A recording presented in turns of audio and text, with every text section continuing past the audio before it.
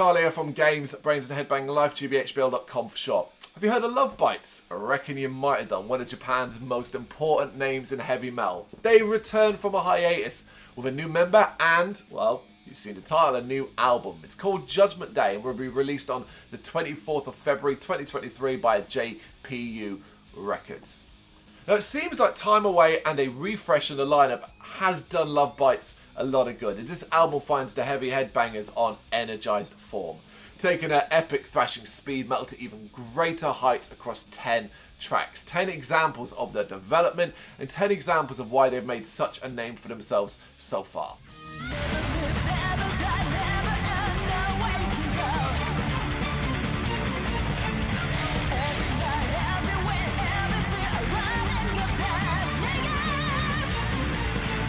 The grand metal introduction of We Are the Resurrection is extremely telling regarding how refreshed Lovebites feel here, giving way to a thrashy speed dominated by screaming riffs and licks, and all while the powerful vocals of Asami's Saw.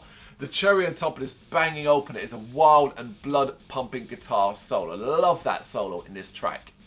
And building on the early hint of more power orientation, Judgement Day lets rip with some frenzied symphonic touches. It's a noticeable element of the track, but the belligerent speed is another, before we then get a vigorous blast that rises and rises through deeper power metal territories with The Spirit Lives On. These pair a pair of thrillers that keep you on the edge of your seat.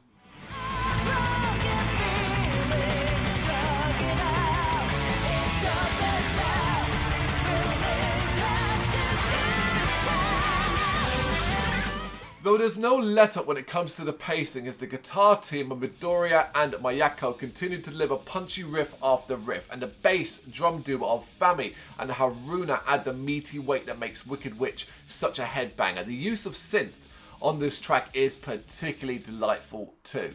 Followed by Stand and Deliver, in brackets, Shoot 'em Down, a screaming and screeching blast of metal. Lovebites at the most egregiously anthemic sounding. A track I think is meant for the live environment through and through.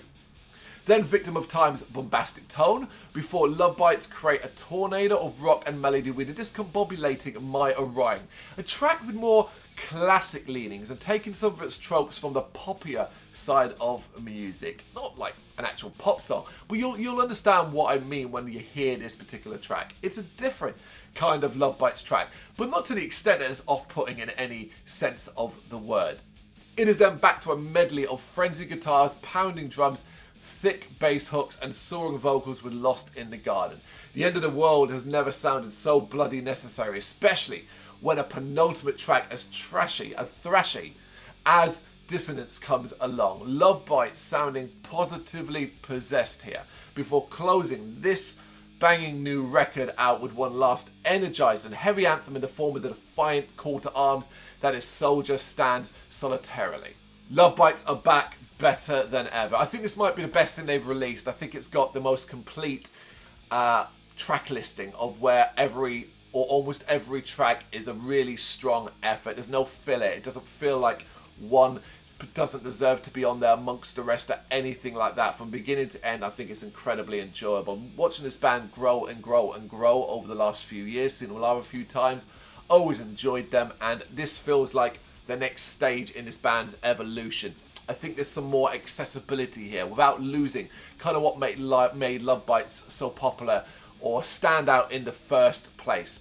But I definitely think they're beginning to lean a little bit more towards a power-driven, more anthemic, more open style of thrash and heavy metal.